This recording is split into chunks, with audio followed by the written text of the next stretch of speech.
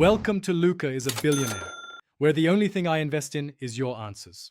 You begin by securing the car and cutting power. Disconnect the negative battery terminal to avoid accidental startups. Once done, remove the engine cover and lower splash shield so you can work cleanly.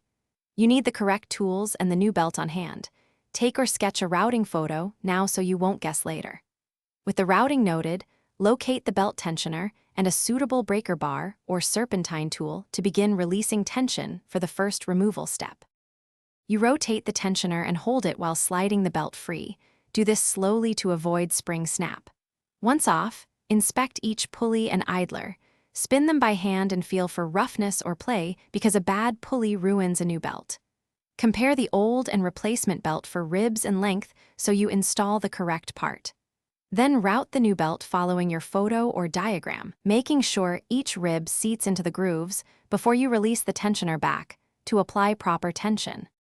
You reinstall any removed covers, reconnect the negative battery, and start the engine while watching the belt run. Correct tracking means ribs stay centered on each pulley. Make a short test drive and vary RPM to confirm there are no squeals or slaps.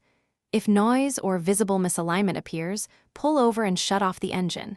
Then recheck routing, retorque the tensioner, and inspect pulleys. If the problem persists, replace the tensioner or idler. Those parts commonly cause persistent belt noise. Thanks for watching and please subscribe. It's the best investment you'll ever make.